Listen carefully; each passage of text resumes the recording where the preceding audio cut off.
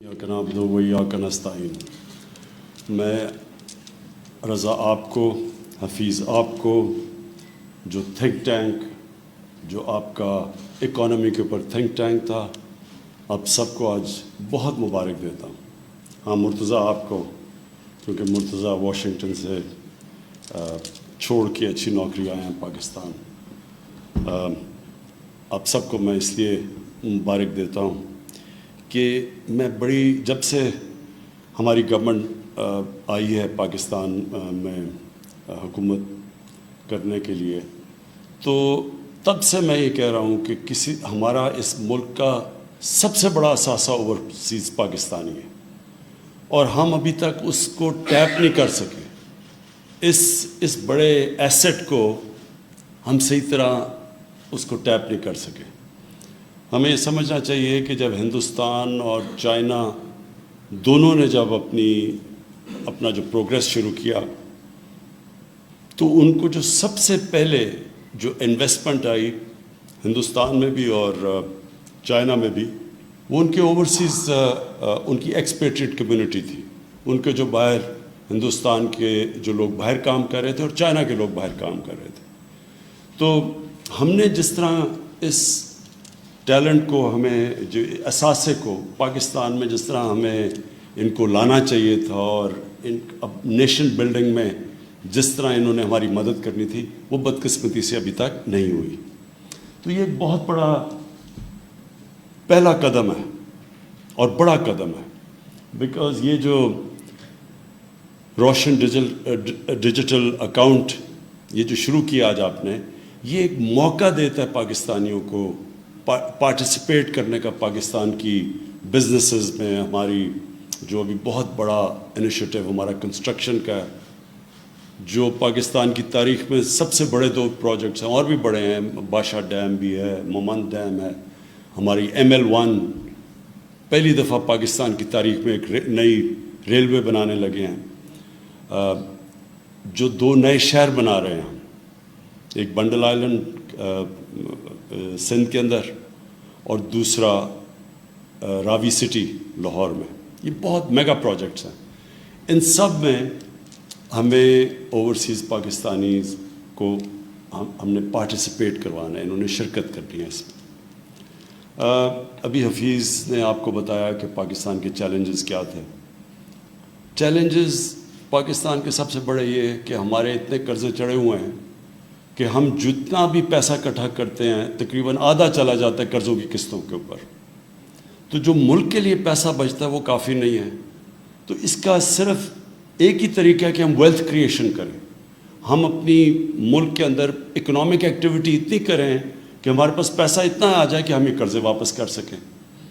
तो उसके लिए भी ये जो हमारा कंस्ट्रक्शन का पूरा पैकेज है, उसका मकसद ही ये है कि ये जो 2 बड़े शहर हैं, इसमें इतनी ज़्यादा इकोनॉमिक एक्टिविटी हो, क्योंकि कंस्ट्रक्शन में जैसी शुरू होती है 30 रिलेटेड इंडस्ट्रीज़ हैं जो कि एकदम चलनी शुरू हो जाती हैं। तो उससे जो सारा इकोनॉमी का पहिया चलेगा, उससे इंशाअल्लाह जो हमारी रेवेन्यूज़ बढ़ेंगे, वेल्थ क्रिएट होगी और इंशाअल्लाह उससे फिर हम कर्ज़े वापस करने की एबिलिटी रखेंगे, हमारे पास सलाहियत होगी। और दूसरा जो इशू इन्होंने बात की वो ये कि इस मुल्क में जो हमारी जब गवर्नमेंट आई तो सबसे बड़ा ट्रेड गैप था। इंपोर्ट और एक्सपोर्ट के अंदर $40 अरब का गैप था। हम $20 अरब की एक्सपोर्ट कर रहे थे और $60 अरब की इंपोर्ट कर रहे थे तकरीबन।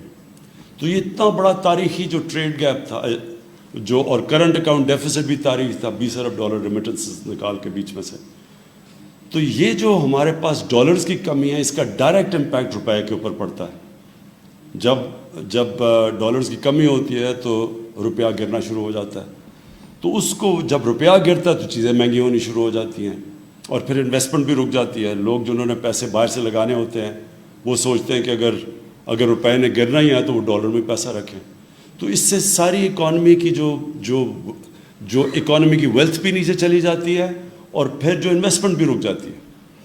तो इसके लिए एक तो ये वेल्थ क्रिएशन और दूसरा डॉलर्स हम कैसे बढ़ाएं, इसके लिए ओवरसीज़ पाकिस्तानी की हमें बहुत ज़रूरत है। रेमिटेंसेस उनकी बढ़ गई हैं, लेकिन हम ऐसी चीज़ चाहते हैं कि उनकी अब इन्वेस्टमेंट आए हमारे मुल्क में।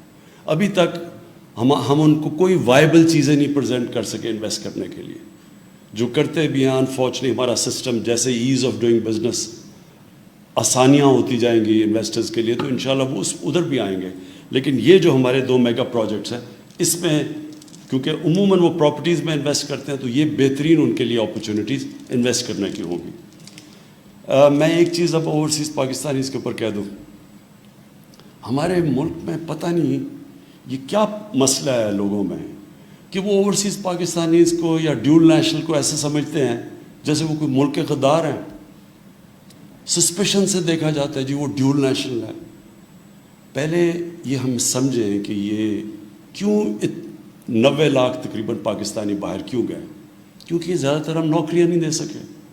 دوسری چیز وہ اتنے کئی وہاں پاکستانی کوالیفائی کر بیٹھے, ان کی کوالیفیکیشن اتنی اوپر چلی گئی ہیں کہ ہمارے پاس ان کے لیے سوٹیبل جابز نہیں ہیں. جاب ہیں تو ہم پیسے نہیں ان کو دے سکتے جو ان کو ملنے چاہیے. ہندوستان اور بنگلہ دیش کے مقابلے میں ہماری ایکسپورٹس بڑی ہیں, ان کی تو بالکل اسٹیگنیٹ کی ہوئی ہیں. لیکن جس لیول کی ہم ایکسپورٹس چاہتے ہیں تھوڑا ٹائم لگے گا اس کا.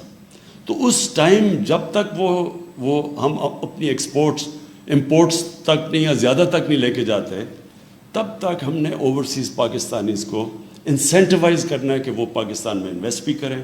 ان کے لیے آسان ہو پاکستان میں اپنا پیسہ لانا. اور جس طرح رضا باقر نے کہا اگر وہ باہر بھی نکالنا چاہتے ہیں واپس لانا چاہتے ہیں تو وہ بھی ان کے لیے آسان ہو. تو یہ بڑا اچھا فرسٹ اسٹیپ لیا آپ نے. اور انشاءاللہ مجھے یہ امید ہے کہ ہم اب ان کو یہ جو اپنے بڑے میگا پروجیکٹس ہیں, ویسے بھی ہماری ہاؤسنگ کے ہم نے جو انسینٹیوز دیے ہیں ہاؤسنگ میں, وہ بھی ہاؤسنگ بوم شروع ہو گئی ہے پاکستان میں, کنسٹرکشن بوم شروع ہو گئی ہے.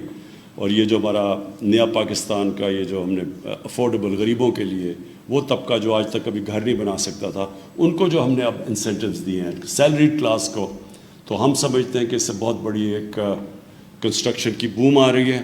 اور اس میں مجھے پتہ ہے کہ سب سے زیادہ ابھی جو ہمارے اوورسیز پاکستان ہے کسی بھی سیکٹر میں وہ آتے ہیں انویسٹ کرنے کے لیے, وہ ہاؤسنگ ہے, ریل اسٹیٹ ہے. اور یہ ایک اور انشاءاللہ یہ جو ہمارا 2 میگا سٹیز کی طرف ہم جا رہے ہیں ان کو یہ بھی موقع مل جائے گا. تو پھر سے میں آپ کو رضا آپ کو اور حفیظ آپ کو آپ کے اکنامک تھنک ٹینک کو سب کو میں مبارک دیتا ہوں. یہ بہت بڑا آپ نے پہلا قدم اٹھایا. شکریہ.